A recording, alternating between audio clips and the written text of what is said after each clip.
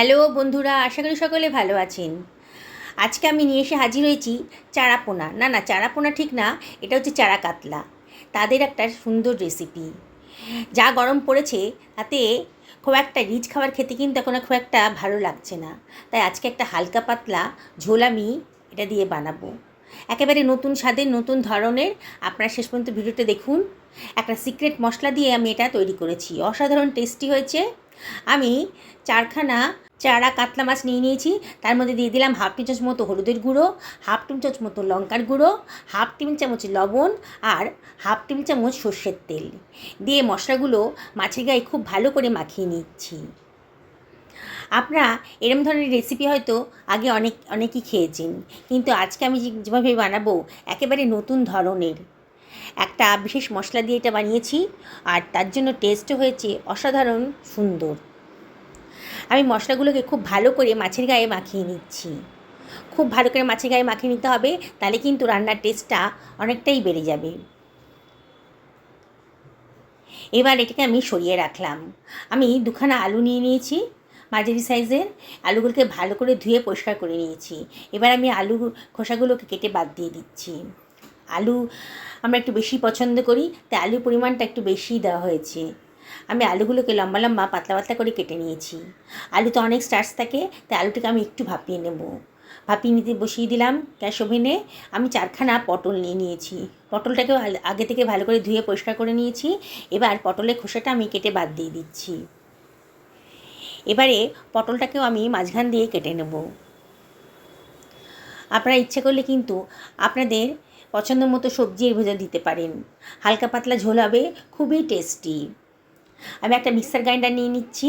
এবার তো দিয়ে দিলাম 1 টেবিল চামচ মতো সর্ষে, আর দিয়ে দিচ্ছি 1 টেবিল চামচ গোটা জিরে, আর 1 টেবিল চামচ মতন পাঁচফোড়ন, আর দিয়ে দিচ্ছি 1 টেবিল চামচ লবণ।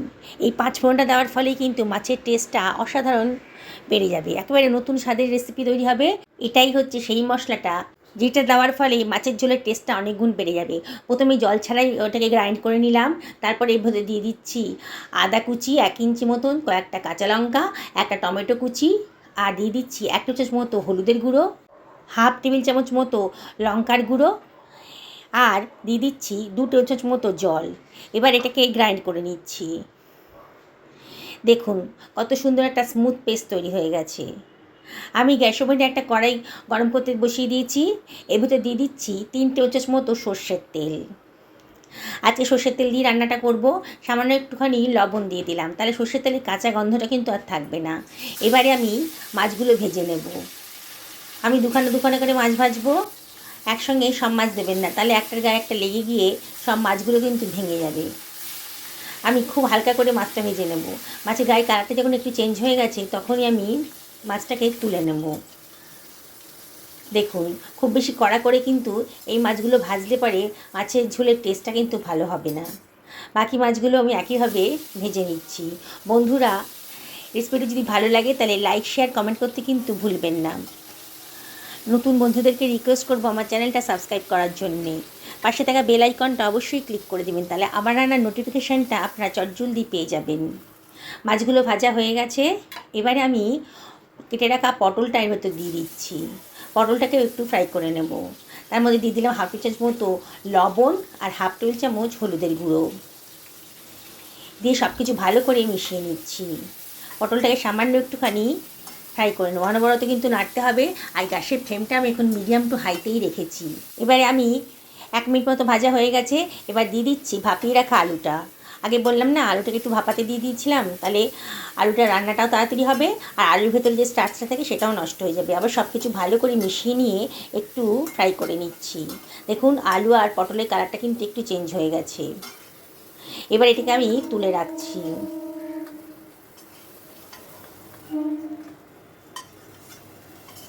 খুব বেশি ফ্রাই করিনি, একটু কালারটা চেঞ্জ হয়ে গেছে। আরও 2 টেবিল চামচ মতো তেল আমি এখানে দিয়ে দিচ্ছি কড়াইতে, একদম তেল নেই। এবার দিয়ে দিচ্ছি হাফ টি চামচ মতো পাঁচফোড়ন।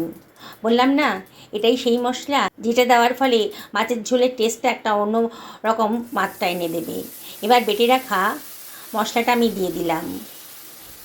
গ্রাইন্ডার ধুয়ে একটু জল ওর ভেতর দিয়ে দিচ্ছি।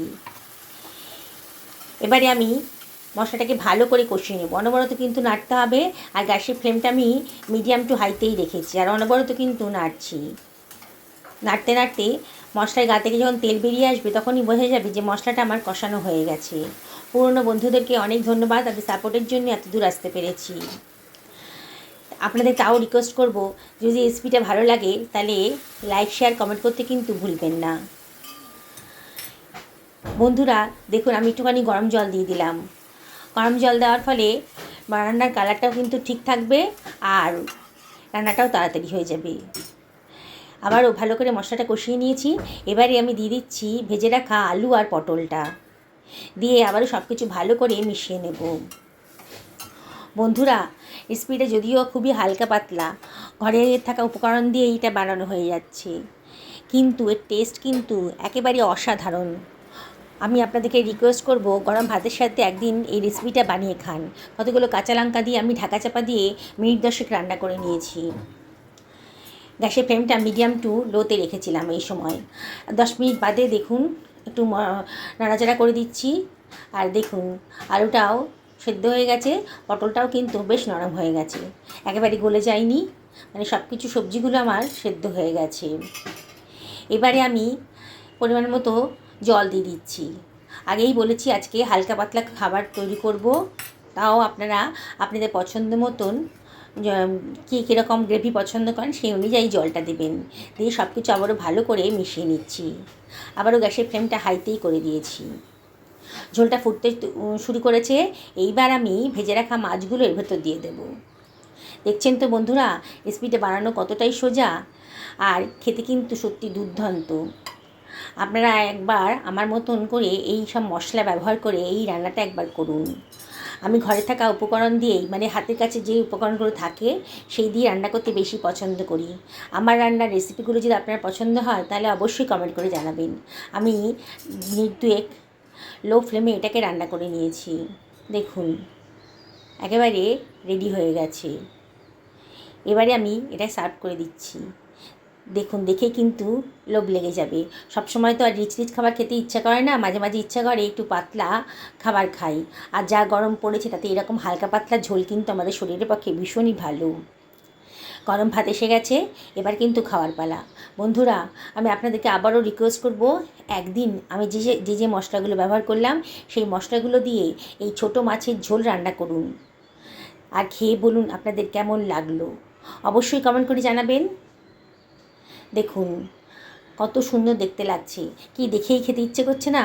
গরম ভাতের সাথে গরম দুপুরে এরকম একটা রেসিপি থাকলে সব ভাত কিন্তু এটা দিয়েই খাওয়া হয়ে যাবে।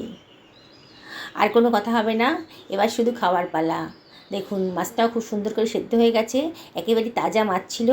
সকলেই ভালো থাকুন এই কামনাই করি।